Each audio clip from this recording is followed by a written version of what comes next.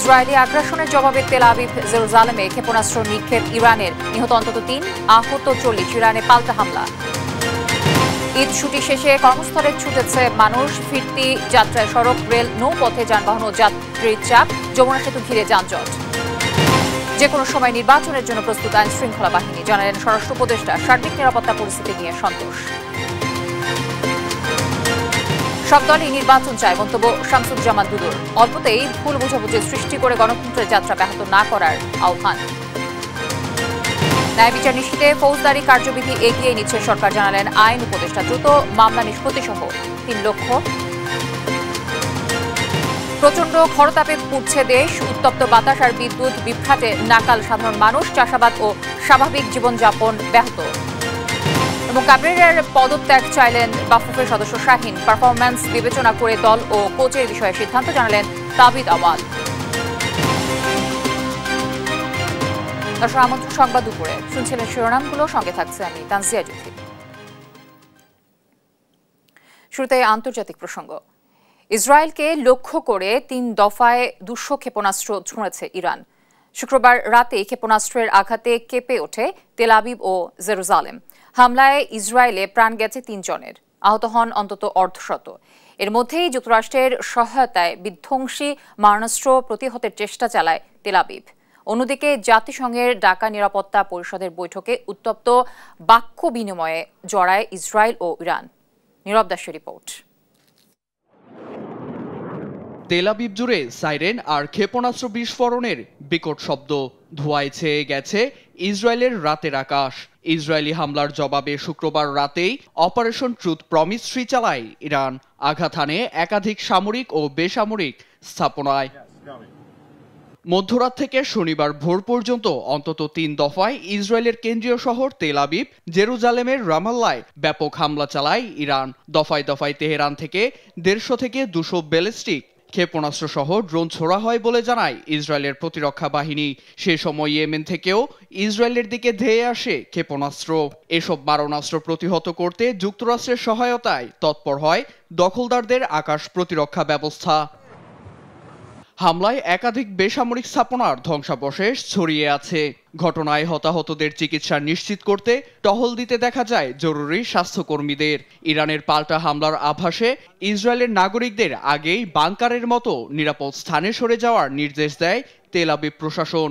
এতে হামলার অনুপাতে জানমালের ক্ষয়ক্ষতি ঠেকানোকে এক ধরনের বিজয় হিসেবে দেখছে ইসরায়েল। হামলার সময় ইসরায়েলি প্রতিরক্ষা মন্ত্রীকে সঙ্গে নিয়ে বাংকারে অবস্থান নেয় দখলদার নেতানিয়াহু। এ সময় ইরানের সর্বোচ্চ ধর্মীয় নেতা আয়াতুল্লাহ আলী খামিনি ও প্রেসিডেন্ট মাসুদ পেজেশকিয়ানের বাসস্থান লক্ষ্য করে পাল্টা হামলা চালায় ইসরায়েল। হামলায় ইরানের নেতাদের ক্ষতি না হলেও ক্ষতিগ্রস্ত হয় পশ্চিমাঞ্চলের মেহেরাবাদ আন্তর্জাতিক বিমানবন্দর। দুদেশের সামরিক সংঘাতের মধ্যেই জরুরি বৈঠকে বসে জাতিসংঘ নিরাপত্তা পরিষদ। ইসরায়েল রাষ্ট্রীয় সন্ত্রাসবাদকে প্রতিফলিত করে, যা আন্তর্জাতিক আইনের গুরুতর লঙ্ঘন বলে অভিযোগ তোলেন ইরানের দূত আমির সায়েদ ইরাভানি। ইসরায়েল ও যুক্তরাষ্ট্রের সঙ্গে একজোট হয়ে যারা ইরানে আগ্রাসন চালাচ্ছে তাদের কেউ ছাড় পাবে না। ইসরায়েলকে সমর্থন দেয়া, অপরাধকে উস্কে দিয়ে মানবতা বিরোধী কাজ করা ও আন্তর্জাতিক শান্তি ভঙ্গ করার শামিল। ইসরায়েল শুরু থেকেই অস্ত্র দিয়ে মধ্যপ্রাচ্যকে অস্থিতিশীল করে তুলেছে।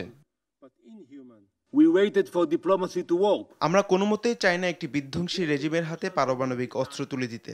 ইরান পরমাণু অস্ত্রের দ্বারপ্রান্তে ছিল, তাই আমরা নাতাঞ্জ পারমাণবিক স্থাপনায় হামলা চালিয়েছি। কূটনৈতিক পথে হেঁটেও ফায়দা হয়নি বলে মন্তব্য করেন ইসরায়েলি দূত ডেনি ড্যানন। এদিকে চলমান উত্তেজনা নিরসনে উভয় পক্ষকে সংযম দেখানোর আহ্বান জানিয়েছে জাতিসংঘ সহ পুরো বিশ্ব। নীরব দাস, নিউজ ডেস্ক, দেশ টিভি। ইরান ইসরায়েলকে উত্তেজনা বা সংঘাত বন্ধ করে আলোচনার পথে হাঁটার তাগিদ জানিয়েছে চীন ও রাশিয়া। একই বার্তা ব্রিটেন, জার্মানি ও ফ্রান্সের। আর এবার থামার সময় হয়েছে বলে মন্তব্য করেন জাতিসংঘ মহাসচিব গুতেরেস। নীরব দাসের আরও একটি রিপোর্ট দেখব। ইরান ইসরায়েলের পাল্টাপাল্টি হামলায় মধ্যপ্রাচ্যে শুরু হয়েছে ঝড়। এ নিয়ে ফের হুঙ্কার ছেড়েছেন ইরানের সর্বোচ্চ ধর্মীয় নেতা আয়াতুল্লাহ খামেনি। বলেছেন, এবার তেহরানের হাত ধরেই ঘটবে দখলদারিত্বের অবসান। ইসলামিক রিপাবলিকের সশস্ত্র যোদ্ধারা শত্রুকে তাৎক্ষণিক কঠিন জবাব দিচ্ছে। পুরো জাতি আজ আমাদের পাশে, এক চুলো ছাড় দেয়া হবে না ইসরায়েলকে। এ পরিস্থিতিতে ইহুদি রাষ্ট্রকে সহায়তার পরিণতি ভয়াবহ হতে পারে বলেও সতর্ক করেছে তেহরান। দুদেশের এমন লড়াইয়ের প্রভাব পড়েছে বিশ্বের নানা দেশেও। প্রতিক্রিয়া জানাচ্ছেন রাষ্ট্রপ্রধানরা। মধ্যপ্রাচ্যে উত্তেজনা নিরসনে মধ্যস্থতার প্রস্তাব দিয়েছে রাশিয়া। আর ইরানে হামলা চালিয়ে ইসরায়েল সার্বভৌমত্ব ও মর্যাদায় আঘাত হেনেছে বলে নিন্দা জানিয়েছে রাশিয়ার মিত্র চীন। উস্কানি বন্ধের বার্তা দিয়ে মধ্যস্থতারও প্রস্তাব পুতিন প্রশাসনের। ইসরায়েলি আগ্রাসনের নিন্দা জানায় কাতার ও মিশর।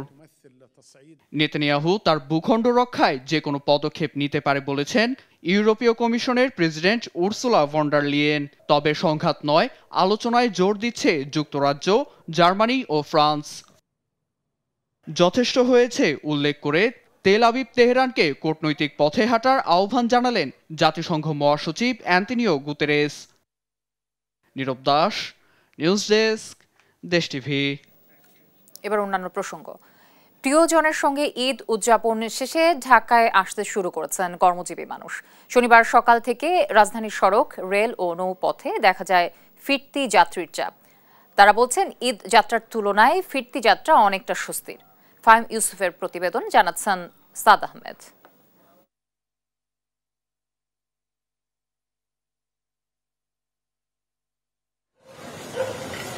ঈদের ছুটিতে আনন্দমুখর সময় কাটিয়ে ব্যস্ত নগরে ফিরছে কর্মজীবী মানুষ। শনিবার সকাল থেকে রাজধানীর সড়ক, রেল ও নৌপথে দেখা যায় ফিরতি যাত্রীর ভিড়। যাত্রীরা জানান, অনলাইনে ট্রেনের টিকিট কিনতে কিছুটা ভোগান্তি হলেও ফিরতি যাত্রা সব মিলিয়ে ছিল স্বস্তির। জি, ঈদ শেষে ঢাকায় আসার সময় অনলাইনে টিকিট কাটতে অনেক প্রবলেম হয়েছে। প্লাস এই ট্রেনে অনেক যাত্রীর ভিড়, গরম আর ট্রেনের ক্রসিং, এই দুইটা সমস্যা অনেক বেশি সবাইকে ভোগান্তিতে ফেলছে। হ্যাঁ, ত্রুটি ছিল, ব্ল্যাকের টিকিট ছিল অনেক, নিজেও ভোগান্তির শিকার হয়েছি। আসার সময় প্রচন্ড ভিড় ছিল, স্ট্যান্ডিং যাত্রী খুব বেশি পরিমাণ ছিল। দেখা যায় আমি সিট পর্যন্ত যেতে আমার খুব ভোগান্তি হয়তো হয়েছে। হ্যাঁ, সময় মতো ছাড়ছে, একদম রাইট টাইমে আসার সময়। কিন্তু যাওয়ার সময় একটু প্রবলেম ছিল, যেমন আমরা 3 দিন আগে গেছি, তখন 9:30 ছাড়ার কথা ছিল, 10:30 ছাড়ছে। এদিকে সায়দাবাদ বাস টার্মিনালও দেখা যায় ঢাকামুখী যাত্রীর ভিড়। অতিরিক্ত ভাড়া আদায়ের অভিযোগ করেন তারা। আগে তো আমরা 300 টাকা দিয়ে আসতাম, এখন আজকে আসার সময় 400 টাকা নিয়েছে, 100 টাকা বেশি নিয়েছে। নর্মালি আমার বাসার ভাড়া ওইটা বাসে থাকে হচ্ছে 600 টাকা, যেটা আমরা যাওয়ার সময় 1000 টাকা দিয়ে গেছি। এটা থাকে হচ্ছে 500, এটা 600 টাকা দিয়ে আসতে হয়েছে। তবে ভালো আসছি, ঈদ যাত্রা ভালোই ছিল। ঈদ যাত্রা ভালোই ছিল, কিন্তু প্রতিবারের মতো জনগণের হেনস্থ হয় যে আপনার 250 টাকার ভাড়া 350 টাকা, 500 টাকা এরকম গুনতে হয়। এটা প্রতি বছরই হয়। সদরঘাট লঞ্চ টার্মিনালেও ফিরতি যাত্রার চাপ। যাত্রীরা জানান, ভোগান্তি ছাড়াই ফিরছেন ঢাকায়। আপনার ভোগান্তি হয়নি, আমরা সুন্দর মতনে আসতে পারছি, আর আমরা বিছনা সুন্দর মতন করে পাততে পারছি, তেমন একটা লোকজন হয়নি, মোটামুটি ভালোই আর কি। ভাড়া ন্যায্য ভাড়া যেটা সেটা নিচ্ছে। ফিরতি যাত্রায় মানুষের এই স্রোত বলে দেয় দ্রুতই কর্মব্যস্ত হয়ে পড়বে রাজধানী। সাদ আহমেদ, দেশ টিভি, ঢাকা। দর্শক, ফিরতি যাত্রার আরো খবর জানাতে রাজধানীর সদরঘাট থেকে যুক্ত হচ্ছেন সহকর্মী ফাহিম ইউসুফ। ফাহিম, নৌপথে রাজধানীতে ফেরা যাত্রীর চাপ এখন কেমন দেখছেন এবং কি বলছেন যাত্রীরা?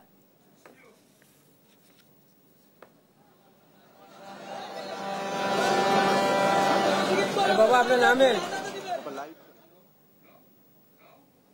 একটা ভিড় লক্ষ্য করা যাচ্ছে এই মুহূর্তে। যদি আমি এখানকার চিত্রটি দেখাই, যে ইলিশা এবং চাঁদপুরের যে লঞ্চগুলো রয়েছে সেগুলো কিন্তু ইতিমধ্যে ঘাটে ভিড়ায় অনেকটা ভিড় লক্ষ্য করা যাচ্ছে। কিছুক্ষণ পর এখানে 1-2টি করে লঞ্চ আসছে এবং আমরা দেখতে পাচ্ছি যে সেগুলো কিন্তু প্রায় সবগুলোই বোঝাই করে আসছে, মানুষ বোঝাই করে আসছে। এখানে আমরা দেখতে পেলাম যে মানুষের মধ্যে এক ধরনের বিষণ্ণতা কাজ করছে। তারা অনেকেই বলছেন যে ঈদের যে ছুটি সেটি কাটিয়ে তারা যে কর্মজীবী মানুষেরা যে ঢাকায় ফিরছেন, তারা অনেকেই জানাচ্ছিলেন যে সেই আনন্দঘন মুহূর্তগুলো তারা রেখে এসেছেন সেই গ্রামের বাড়িতে।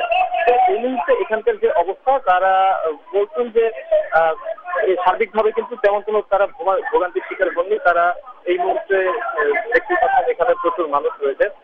তো এখানে আমরা দেখতে পেয়েছি যে আনসারের একটি টিম কিন্তু সবসময় যে লঞ্চগুলোতে রয়েছে সেখানে রয়েছেন। এছাড়া ফায়ার সার্ভিসের একটি টিম লক্ষ্য করা গিয়েছে। আমরা জানতে পেরেছি গতকাল একটি দুর্ঘটনা হয়, লঞ্চগুলোতে কিন্তু অতিরিক্ত নিরাপত্তা ব্যবস্থা নেওয়া হয়েছে। এই ছিল রাজধানীর সদরঘাট থেকে সর্বশেষ। ফাহিম, আপনাকে অসংখ্য ধন্যবাদ। দর্শক, সদরঘাট থেকে যুক্ত ছিলেন আমাদের সহকর্মী ফাহিম ইউসুফ। ঈদ ছুটির শেষ দিনে কর্মস্থলে ফেরা মানুষের ঢল নেমেছে সড়ক, রেল ও নৌপথে। যানবাহনের চাপে সিরাজগঞ্জের যমুনা সেতু পশ্চিম সংযোগ মহাসড়ক এবং টাঙ্গাইল অংশের যমুনা সেতু থেকে এলেঙ্গা পর্যন্ত সড়কে যানজট সৃষ্টি হয়েছে। এতে ভোগান্তি পোহাচ্ছেন যাত্রীরা। এদিকে গাজীপুরের চন্দ্রা ও চান্দনা চৌরাস্তায় যান চলাচল স্বাভাবিক রয়েছে। সহকর্মীদের তথ্য ছবিতে আব্দুল্লাহ আল মারুফের রিপোর্ট। ঈদের লম্বা ছুটি শেষে ঢাকায় ফিরছে কর্মব্যস্ত মানুষ, তাই তো মহাসড়কে যানবাহনের এমন চাপ। অতিরিক্ত যানবাহনের চাপে ঢাকা টাঙ্গাইল যমুনা সেতু মহাসড়কের 15 কিলোমিটার এলাকা জুড়ে যানজট দেখা দিয়েছে। শুক্রবার মাঝরাত থেকে যমুনা সেতু টোল প্লাজা থেকে টাঙ্গাইলের বিক্রমহাটি পর্যন্ত যানজটের সৃষ্টি হয়। শনিবার সকাল 10টার পর যান চলাচল কিছুটা স্বাভাবিক হলেও এলেঙ্গা থেকে সেতু পূর্ব পর্যন্ত পরিবহনের ধীরগতি রয়েছে। এতে চরম ভোগান্তি পোহাতে হচ্ছে যাত্রীদের। সিরাজগঞ্জের যমুনা সেতু পশ্চিম মহাসড়কের ঢাকাগামী লেনে প্রায় 15 কিলোমিটার এলাকা জুড়ে যানজট রয়েছে। মহাসড়ক ও যমুনা সেতুতে কয়েকটি যানবাহন বিকল হয়ে পড়া এবং সেতুর টোল প্লাজায় যানবাহনের ব্যাপক চাপ থাকার কারণেই এই যানজট। কুমিল্লায় বাস সংকটে তীব্র ভোগান্তিতে পড়েছে যাত্রীরা। ঢাকা চট্টগ্রাম মহাসড়কের মুন্সিগঞ্জ অংশে যানজটের কারণে বাস দেরিতে আসছে বলে জানায় পরিবহন সংশ্লিষ্টরা। এখনো বাস আসে নাই, দেখি কি হয় আর কি, আসে কিনা তাও সন্দেহ। আর নাকি রাস্তা অনেক জ্যাম, তাও দেখি বসে আছি আল্লাহ ভরসা। সেই সকাল থেকে দাঁড়ানো, অনেক ভিড়। আজকে ঢাকাতে যেতে পারবো কিনা জানি না। রাস্তায় গাড়ি ব্লক হয়েছে, রাস্তা ব্লক, যার জন্য গাড়ি আটকে ছিল, এখন জ্যাম ছেড়ে দিছে, গাড়ি আস্তে ধীরে আসতেছে। শনিবার সকাল থেকে শরীয়তপুর বাস স্ট্যান্ডে রয়েছে যাত্রীদের উপচে পড়া ভিড়। অতিরিক্ত ভাড়া আদায়ের পাশাপাশি দীর্ঘ যানজটে বসে থাকতে হচ্ছে জাজিরার টিএনটি মোড় ও কাজিরহাট মোড় এলাকায়। ঈদের সময় এই যে জাজিরা কাজিরহাট এই দুইটা ব্রিজের কারণে আমাকে যাতায়াতের অনেক সমস্যা হয়, রাস্তায় যানজট থাকে। এখানে 250 টাকার ভাড়া 300 টাকা করে নিচ্ছে, অথচ এখানে কোনো প্রশাসনের কোনো এখানে নজরদারি নাই। যেহেতু অনেক বেশি যাত্রী অ্যান্ড প্রেশার অনেক বেশি, গরমের টেম্পারেচার অনেক বেশি লাগতেছে। অ্যান্ড আমাদের তো শহীদপুরে অলওয়েজ রোডটা ভালো না, ন্যারো অনেক। তবে গাজীপুরের ঢাকা টাঙ্গাইল মহাসড়কের চন্দ্রা ও ঢাকা ময়মনসিংহ মহাসড়কের চান্দনা চৌরাস্তায় যান চলাচল স্বাভাবিক রয়েছে। নির্বিঘ্নে রাজধানীতে ফিরছেন কর্মমুখ মানুষ। যানজট ছিল না, রাস্তাঘাট ক্লিয়ার ছিল এবং মোটামুটি মানুষ যেভাবে গেছে এইভাবে আসছে, ভাড়া সীমিত ভাড়া ছিল। আব্দুল্লাহ আল মারুফ, নিউজ ডেস্ক, দেশ টিভি। প্রধান উপদেষ্টা যখনই সিদ্ধান্ত দেবেন তখনই নির্বাচনের জন্য আইনশৃঙ্খলা বাহিনী প্রস্তুত বলে জানিয়েছেন স্বরাষ্ট্র উপদেষ্টা জাহাঙ্গীর আলম চৌধুরী। দুপুরে র্যাব 1 কার্যালয় পরিদর্শন শেষে কথা বলেন তিনি। এ সময় দেশের সার্বিক আইনশৃঙ্খলা পরিস্থিতি উন্নতি হয়েছে বলে দাবি করেন স্বরাষ্ট্র উপদেষ্টা। তৌফিক মাহমুদ মুন্নার রিপোর্ট, জানাচ্ছেন মোহাম্মদ সাকিব। শনিবার বেলা 11টার দিকে armed police battalion APBN headquarter পরিদর্শন করেন স্বরাষ্ট্র উপদেষ্টা জাহাঙ্গীর আলম চৌধুরী। এ সময় কর্মকর্তাদের সঙ্গে কথা বলেন তিনি। পরে উপদেষ্টা সাংবাদিকদের জানান, মাঠ পর্যায়ে পুলিশের কাছে রাইফেলের মতো অস্ত্র থাকলেও ভারী মারণাস্ত্র থাকবে না। গেল 11 মাসে আইন শৃঙ্খলা পরিস্থিতির উন্নতি হয়েছে বলেও জানান তিনি। আইন শৃঙ্খলা অনেক উন্নতি হয়েছে, তবু আছে, এটা তো একটা কোনো লিমিট নাই। এটা যতই উন্নতি হবে আরো উন্নতি হতে থাকবে। একটা পেন্সিলও কিন্তু মারণাস্ত্র হয়ে যায়, বুঝতে পারছেন? একটা পেন্সিল মারণাস্ত্র বলতে বড় ধরনের হাতিয়ারগুলি থাকবে না। বাট আপনারা জানেন AP ব্যাটালিয়নের রুল এবং অন্যান্য নর্মাল পুলিশের রুল কিন্তু এক না, একটা এক রুলে কিন্তু তৈরি হয়েছে। এখন এদের রুল হয়েছে ডিউরিং ইভেন যদি আমাদের কোনো সময় যুদ্ধ করতে হয়, এরা কিন্তু সেনাবাহিনীর সাথে যুদ্ধ করে। পরে র্যাপিড অ্যাকশন ব্যাটালিয়ন র্যাব 1 কার্যালয় পরিদর্শন করেন স্বরাষ্ট্র উপদেষ্টা। সাংবাদিকদের প্রশ্নের জবাবে তিনি জানান, নির্বাচনের সহায়তা দিতে প্রস্তুত আইনশৃঙ্খলা বাহিনী। প্রধান উপদেষ্টা যে সময় উনি ডিসিশন নেবেন ইলেকশনের ডেট, আমরা সেই সময়ের জন্য সবসময় প্রস্তুত। আমাদের ইলেকশন যে সময় হবে ওই সময়ের জন্য যে ধরনের প্রস্তুতি দরকার হবে আমরা ওই ধরনের প্রস্তুতি। দুই একটি ছোটখাটো ঘটনা ছাড়া এবার ঈদ শান্তিপূর্ণভাবে উদযাপন হয়েছে বলেও জানান স্বরাষ্ট্র উপদেষ্টা। মোহাম্মদ সাকিব, দেশ টিভি, ঢাকা। 4 দিনের যুক্তরাজ্য সফর শেষে দেশে ফিরেছেন প্রধান উপদেষ্টা ডক্টর মোহাম্মদ ইউনূস ও তার সফর সঙ্গীরা। সকাল 9:45টার দিকে বিমান বাংলাদেশ এয়ারলাইন্সের একটি ফ্লাইটে শাহজালাল আন্তর্জাতিক বিমানবন্দরে পৌঁছান তিনি। শুক্রবার লন্ডনের স্থানীয় সময় সন্ধ্যা 7:15টায় প্রধান উপদেষ্টা ও তার সফর সঙ্গীদের বহনকারী বিমানটি হিথ্রো আন্তর্জাতিক বিমানবন্দর থেকে দেশের উদ্দেশ্যে রওনা হয়। এর আগে শুক্রবার প্রধান উপদেষ্টা ও বিএনপির ভারপ্রাপ্ত চেয়ারম্যান তারেক রহমানের 1.5 ঘণ্টার বৈঠক হয়। আর বৃহস্পতিবার প্রধান উপদেষ্টা ব্রিটিশ রাজা তৃতীয় চার্লসের সঙ্গে বৈঠক করেন। সেখানে কিং চার্লস হারমোনি অ্যাওয়ার্ড 2025 সম্মাননা গ্রহণ করেন তিনি। এছাড়া সফরে প্রধান উপদেষ্টা যুক্তরাজ্যের হাউস অব কমন্সের স্পিকার ছাড়াও একাধিক গুরুত্বপূর্ণ ব্যক্তির সঙ্গে বৈঠকে মিলিত হন এবং বিভিন্ন কর্মসূচিতে অংশগ্রহণ করেন।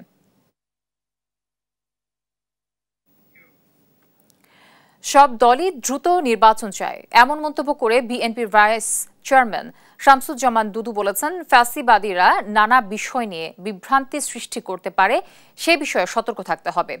শনিবার সকালে জাতীয় প্রেস ক্লাবে জনতার অধিকার পার্টি আয়োজিত আলোচনা সভায় এসব কথা বলেন তিনি।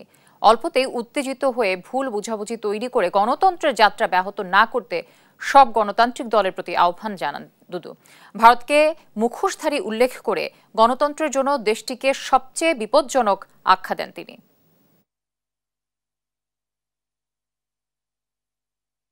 নির্বাচন চাই না এমন কোন রাজনৈতিক দল বাংলাদেশে বর্তমানে নাই। ফ্যাসিবাদ নানান ভাবে নানান ঘটনায় এটা বিঘ্নিত করার চেষ্টা করতে পারে, সেই ব্যাপারে আমাদের সতর্ক থাকতে হবে। ছোটখাটো বিষয় নিয়ে গণতান্ত্রিক শক্তির ভিতরে মতভিন্নতা থাকলে আমরা উত্তেজিত হয়ে যাচ্ছি, এটা ঠিক না। আমাদের একটু সতর্ক থাকতে হবে, একটু ধৈর্য থাকতে হবে। অল্পতেই উত্তেজিত হয়ে নিজেদের ভিতর বিভাদ সৃষ্টি করে আমরা গণতন্ত্রকে বিঘ্নিত করছি কিনা সে ব্যাপারে একটু চিন্তা করতে হবে। দ্রুত মামলা নিষ্পত্তি, মানবাধিকার নিশ্চিত ও হয়রানিমূলক মামলা থেকে মুক্তি দিতে আইন মন্ত্রণালয়ে কাজ করছে বলে জানিয়েছেন আইন উপদেষ্টা ডক্টর আসিফ নজরুল। শনিবার আইনগত সহায়তা প্রদান কার্যালয়ে এক মতবিনিময় সভায় এসব কথা বলেন তিনি। জানান, দেশে প্রতি বছর 5 লাখ মামলা হয়, যার মধ্যে 35,000 নিষ্পত্তি হয় লিগ্যাল এইডে। এই হার 2 লাখে নামিয়ে আনতে কাজ করছে সরকার। এতে 40% মামলা কমে আসবে বলেও জানান আইন উপদেষ্টা। লিগ্যাল এইডে মামলা নিষ্পত্তিতে একজন বিচারকের জায়গায় 3 জন নিয়োগ দেওয়ার কথা জানান তিনি। মন্ত্রণালয়ের পক্ষ থেকে আমরা 3টা টার্গেট করেছি সংস্কার কার্যক্রমের ব্যাপারে। একটা হচ্ছে দ্রুত এবং স্বল্পতম সময়ে অল্প খরচে মামলার নিষ্পত্তি করা। সেকেন্ড যে লক্ষ্য সেটা হচ্ছে ন্যায় বিচার নিশ্চিত করা। আমাদের যে থার্ড লক্ষ্য সেটা হচ্ছে মামলার অভিশাপ থেকে মানুষকে মুক্তি দেওয়া। আমি কোনো বিদেশি সংস্থার সাহায্য নিতে চাই না। আমাদের মধ্যে একটা প্রবণতা আছে যে আমরা নিজস্ব মানে সামর্থ্যের দিকে তাকাই না, সবসময় মনে আছে একটা প্রকল্প করে ফেলি, কিছু টাকা পয়সা নিয়ে আসি, দরকার নাই। রাজধানীর উত্তরায় র্যাব পরিচয়ে নগদের ডিস্ট্রিবিউটর প্রতিনিধিদের কাছ থেকে বড় অঙ্কের টাকা ছিনতাইয়ের ঘটনা ঘটেছে। সকাল 9টায় উত্তরার 13 নম্বর সেক্টরের 12 নম্বর রোডে এই ঘটনা ঘটে। ঘটনার সিসিটিভি ফুটেজে দেখা যায় একটি কালো মাইক্রোবাসে করে ছিনতাইকারীরা ঘটনাস্থলে আসে। এরপর নগদের ডিস্ট্রিবিউটর প্রতিনিধিদের পথ রোধ করে জোর করে গাড়িতে তুলছে।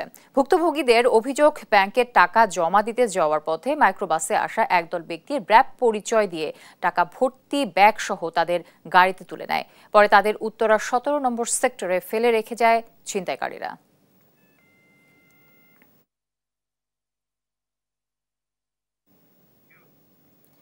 দেশে আবারও চোখ রাঙাচ্ছে করোনা ভাইরাস। নতুন এই ভ্যারিয়েন্ট আগের চেয়ে কয়েক গুণ শক্তিশালী। করোনা পরীক্ষা ও সেবা দিতে হাসপাতালগুলোতে চলছে প্রস্তুতি। তবে জনবল সরঞ্জাম সংকটের কারণে পরীক্ষা ও চিকিৎসা বন্ধ রয়েছে অনেক হাসপাতালে। মাস্ক ব্যবহার সহ সচেতন থাকতে বলেছেন চিকিৎসকরা। সহকর্মীদের পাঠানো তথ্য ছবিতে সালমা জাহানের রিপোর্ট। দীর্ঘদিন পর আবারও নতুন করে আতঙ্ক ছড়াচ্ছে করোনা ভাইরাস। প্রতিদিনই বাড়ছে আক্রান্তর হার। ময়মনসিংহ মেডিকেল কলেজ হাসপাতালে নেওয়া হচ্ছে নানা উদ্যোগ। ইতিমধ্যেই নতুন ভবনে 20 শয্যা বিশিষ্ট করোনা আইসোলেশন ওয়ার্ড প্রস্তুত করা হয়েছে। রোগী ও স্বজনদের সচেতন করতে মাইকিং সহ প্রচার চালানো হচ্ছে। বর্তমানে ময়মনসিংহ মেডিকেল কলেজ হাসপাতালে করোনা ভাইরাসে আক্রান্ত 6 জন শনাক্ত হলেও একজন আইসিইউতে চিকিৎসা নিচ্ছেন।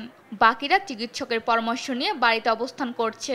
করোনা প্রতিরোধে সব ধরনের প্রস্তুতি নেওয়া হয়েছে জানান এই চিকিৎসক। আমাদের এখানে একটা আইসোলেটেড কোভিড-19 আইসোলেটেড ওয়ার্ড আমরা খুলছি, সেখানে আমাদের 20টার মতো বিছানা আছে এবং আমাদের পরীক্ষার পর্যাপ্ত পরিমাণ কিট আছে। এদিকে সরঞ্জামের অভাবে করোনা পরীক্ষা করা যাচ্ছে না বরিশালে। দ্রুত করোনা পরীক্ষা চালু করার পাশাপাশি চিকিৎসার জন্য সব ধরনের ব্যবস্থা নেওয়ার কথা জানায় বরিশাল স্বাস্থ্য বিভাগ। এই সময়টাকালীন করোনা পরীক্ষার বিভিন্ন ব্যবস্থা কিন্তু আমাদের কাছে নাই বললেই ছিল, যেগুলো ছিল সেগুলো দিয়ে পরীক্ষা করাটা অনেকটাই যৌক্তিক না। যেহেতু আন্তর্জাতিকভাবে আবার এই রোগটা বিভিন্ন জায়গায় প্রাদুর্ভাব দেখেছে, আমরা এটা নিয়ে কেন্দ্রীয়ভাবে চিন্তা ভাবনা হচ্ছে এবং আমার বিশ্বাস খুব অল্প সময়ের মধ্যে আমরা পরীক্ষার ব্যবস্থাগুলো করে ফেলব। করোনা পরীক্ষার কিট না থাকার কারণে কবে থেকে রংপুর বিভাগে নমুনা পরীক্ষা শুরু হবে তা বলতে পারছে না স্বাস্থ্য বিভাগ। এ নিয়ে ক্ষোভ সাধারণ মানুষের। মানে একটা বিভাগীয় শহরে যদি পিছিয়ে লাভ না থাকে আর পাশাপাশি যদি এটা আপনার প্রাইভেট সেক্টরে যদি চালু হয় তো সেটা তো পাবলিকের জন্য অনেক ভোগান্তি। আমাদের দাবি বৃহত্তর রংপুরে আরটিপিসিআর চালু করার এবং সাধারণ মানুষের জনদুর্ভোগ কমার। 2020 সালের জুনে কুমিল্লা জেনারেল ও মেডিকেল কলেজ হাসপাতালে স্থাপন করা হয় 2টি আইসিইউ ইউনিট। তবে কয়েক বছরের ব্যবধানে জনবল সংকটে বন্ধ হতে চলেছে এসব ইউনিটের কার্যক্রম। আমরা ঊর্ধ্বতন কর্তৃপক্ষের সাথে এটা নিয়ে কথা বলেছি এবং তারা জিনিসটা পজিটিভলি দেখছেন এবং তারাও যদি করোনার প্রাদুর্ভাব ওইভাবে হয়ে যায় সেই ক্ষেত্রে অন্য কোনো রূপে অথবা আমাদের অন্য কোনোভাবে জনবল ম্যানেজ করে, যেহেতু অন্যান্য সব কিছুই আমাদের আছে, এটা হয়তো ঊর্ধ্বতন কর্তৃপক্ষ কোনো না কোনোভাবে চালু করবেন। করোনার নতুন এই ভ্যারিয়েন্টের জ্বর বা কাশি নাও থাকতে পারে, দেখা দিতে পারে মাথা, গলা, হাঁটু ব্যথা এবং নিউমোনিয়া। সচেতন থাকতে বলছেন চিকিৎসকরা। সালমা জাহান, নিউজ ডেস্ক, দেশ টিভি। দিনাজপুরের ঘোড়াঘাটে সড়কে দাঁড়িয়ে থাকা ট্রাকে যাত্রীবাহী বাসের ধাক্কায় নিহত হয়েছেন 5 জন, আরও 15 জন আহত হয়েছেন। এদিকে পদ্মা সেতুর মুন্সিগঞ্জের মাওয়া প্রান্তে একটি ট্রাকের পেছনে দ্রুত গতির একটি যাত্রীবাহী বাসের ধাক্কায় 2 জন নিহত হয়। এই ঘটনায় আহত হয়েছে আরও কমপক্ষে 10 জন। সহকর্মীদের তথ্য ও ছবিতে আব্দুল্লাহ আল মারুফের রিপোর্ট। শনিবার ভোর 4টার দিকে দিনাজপুর গোবিন্দগঞ্জ মহাসড়কের ঘোড়াঘাট উপজেলার নূরজাহানপুর এলাকায় দাঁড়িয়ে থাকা ট্রাকে যাত্রীবাহী বাসের ধাক্কায় 5 জন নিহত ও 15 জন আহত হয়েছেন। নিহতদের একজন তামান্না আক্তার, অপরজন আমিনুল ইসলাম। বাকিদের পরিচয় এখনো মেলেনি। পুলিশ জানায় ঘটনাস্থলে আমবোঝাই কয়েকটি ট্রাক দাঁড়িয়েছিল। ভোর 4টার দিকে পঞ্চগড় থেকে ছেড়ে আসা ঢাকাগামী নাবিল পরিবহনের একটি বাস নিয়ন্ত্রণ হারিয়ে পেছন থেকে একটি ট্রাককে ধাক্কা দেয়। এতে ঘটনাস্থলেই 5 জন নিহত হন। আহত 15 জনকে চিকিৎসার জন্য স্থানীয় হাসপাতালে ভর্তি করা হয়েছে। এদিকে শুক্রবার রাত 11টার দিকে মুন্সিগঞ্জে পদ্মা সেতুর মাওয়া প্রান্তে একটি ট্রাকের পেছনে দ্রুতগতির একটি যাত্রীবাহী বাসের ধাক্কায় 2 জন নিহত হয়েছেন। এ ঘটনায় আহত হয়েছেন আরও অন্তত 10 জন। নিহত একজনের নাম রাকিব জমাদ্দার, তিনি খুলনা সদর উপজেলার বাসিন্দা। ফায়ার সার্ভিস জানায় সেতুর 2 নম্বর পিলারের কাছে ইমাদ পরিবহনের একটি যাত্রীবাহী বাস সামনে থাকা ট্রাকের পেছনে সজোরে ধাক্কা দিলে বাসের সামনের অংশ দুমড়ে মুচড়ে যায়। এতে বাসের অন্তত 12 জন যাত্রী গুরুতর আহত হন। শ্রীনগর ফায়ার সার্ভিসের উদ্ধারকারী দল তাদের উদ্ধার করে শ্রীনগর স্বাস্থ্য কমপ্লেক্সে নিয়ে গেলে দায়িত্বরত চিকিৎসক 2 জনকে মৃত ঘোষণা করেন। রাত্রি 10:52 সময় সংবাদ পাই যে পদ্মা সেতুর উপর একটি বাস এবং একটি ট্রাক সংঘর্ষ হয়ে একটি দুর্ঘটনা ঘটেছে। তাৎক্ষণিক শ্রীনগর ফায়ার স্টেশনের 2টি ইউনিট দ্রুত ঘটনাস্থলে গিয়ে কাজ শুরু করে। এখানে 10 জন লোক আহত হয়, 2 জন নিহত হয়। প্রত্যেককে উদ্ধার করে হাসপাতালে পাঠানো হয়। আব্দুল আল মারুফ, নিউজ ডেস্ক, দেশ টিভি। প্রচণ্ড খরায় পুড়ছে দেশ। উত্তপ্ত বাতাস, কড়া রোদ আর অসহনীয় বিদ্যুৎ বিভ্রাট সব মিলিয়ে বিপর্যস্ত হয়ে পড়েছে দেশের বিভিন্ন অঞ্চলের জনজীবন। সাতক্ষীরা থেকে নীলফামারী, ফেনী থেকে মাদারীপুর প্রচণ্ড দাবদাহে ব্যাহত হচ্ছে স্বাভাবিক জীবনযাপন। চাষাবাদ নিয়ে বিপাকে পড়েছেন চাষিরা।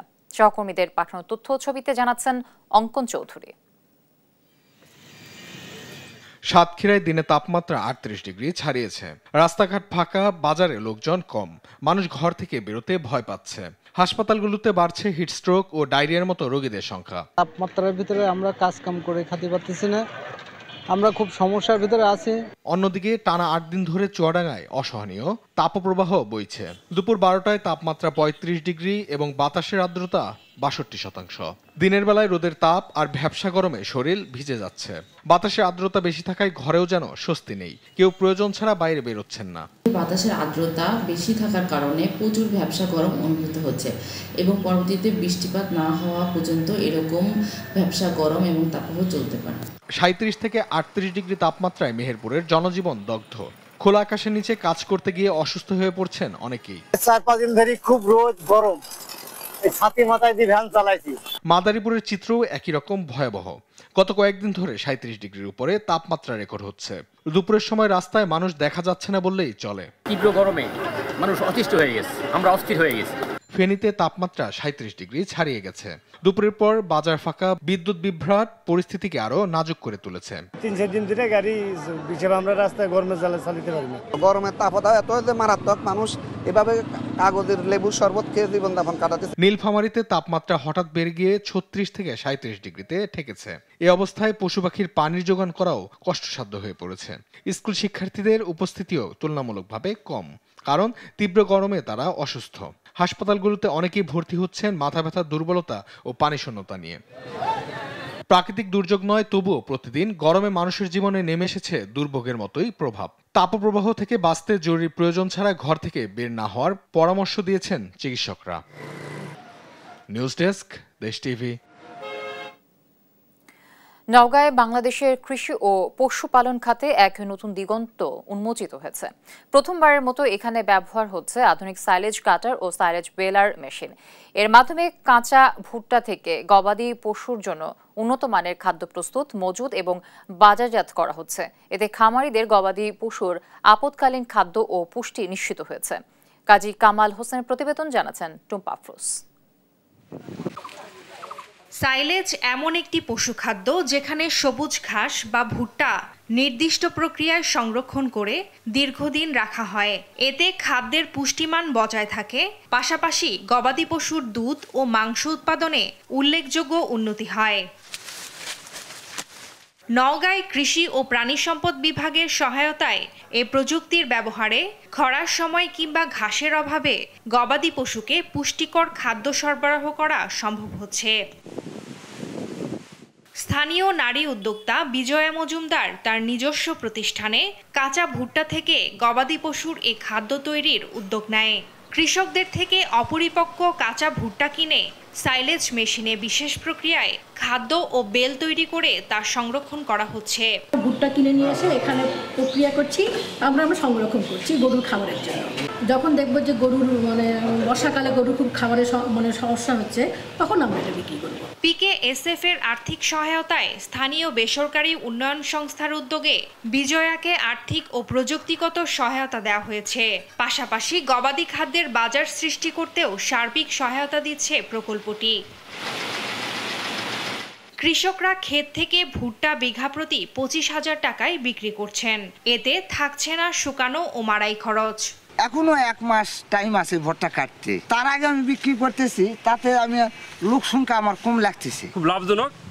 আর এই ফসল যদি এভাবে আপনারা প্রতি বছর আসেন, তাহলে যা ভুট্টা চাষ হচ্ছে তার দ্বিগুণ চাষ আমরা করব। জেলায় গবাদি পশুর খাদ্য ও পুষ্টির চাহিদা নিশ্চিতে এ পদ্ধতি ভূমিকা রাখছে বলে জানান জেলা প্রাণী সম্পদ কর্মকর্তা। অন্য কোনো খাবারের কোনো প্রয়োজন নাই। একদিকে যেরকম দুধ উৎপাদন বাড়বে, পাশাপাশি পুষ্টির চাহিদা পূরণ হবে, খাদ্যের খরচ কম হবে, আমার সফলতার মুখ দেখবে। সঠিক প্রযুক্তি ও প্রশিক্ষণ পেলে কৃষি ও প্রাণী সম্পদ খাতে বাংলাদেশ আরও এগিয়ে যাবে বলছেন সংশ্লিষ্টরা। নিউজ ডেস্ক, দেশ টিভি। আমের চারা রোপণ করলেই মিলছে 60 টাকা। বনায়ন সৃষ্টিতে এভাবেই হাত বাড়িয়েছে একটি বেসরকারি সংগঠন। তাদের সহায়তায় সারা দেশে এ পর্যন্ত আমসহ 51 প্রজাতির প্রায় 1,30,000 গাছ লাগানো হয়েছে। তারেক রহমানের তথ্য ও ছবিতে, জানাচ্ছেন টুম্পা আফরোজ। গাছ লাগানোয় মানুষকে উদ্বুদ্ধ করতে ব্যতিক্রমী উদ্যোগ নিয়েছে বেসরকারি সংগঠন বাংলাদেশ বন্ধু ফাউন্ডেশন। একটি গাছ লাগানোর জন্য তারা কৃষককে দিচ্ছে 60 টাকা করে। এরই মাঝে 2 শতাধিক কৃষক তাদের সহায়তা পেয়েছেন। সংগঠনটির উদ্যোগে সারা দেশে লাগানো হয়েছে প্রায় 1,30,000 গাছ। আমার গাছ লাগিয়েছিল 1600, কিন্তু ওর মধ্যে বড় গাছ থাকার দরুন তিনারা 1000 কাউন্ট করেছিলেন। গাছের পরিমাণ সব মেপে টেপে দিল। আমি 2000 পিস গাছ লাগাচ্ছিলাম। গাছের বয়স যখন 5 বছর হবে তখন আমরা 10 টাকা করে দিব, এবং গাছের বয়স যখন 10 বছর হবে তখন জীবিত গাছ প্রতি আরও 10 টাকা করে দিব। এই সর্বমোট 60 টাকা আমরা দিব। চাঁপাইনবাবগঞ্জে আমের চারা লাগানোয় সহায়তা করার বিষয়টিকে সাধুবাদ জানিয়েছেন কৃষি কর্মকর্তারা। তারা যে পরিমাণ গাছ লাগাবে এইটা চাঁপাইনবাবগঞ্জের জলবায়ু পরিবর্তনের জন্য একটা বড় রকমের একটা ভূমিকা রাখবে, যাতে অদূর ভবিষ্যতে এই পানি সেচের যে এটার জন্য একটা সহায়ক হবে। সারা দেশে 1 কোটির বেশি গাছ লাগাতে চায় সংগঠনটি। নিউজ ডেস্ক, দেশ টিভি।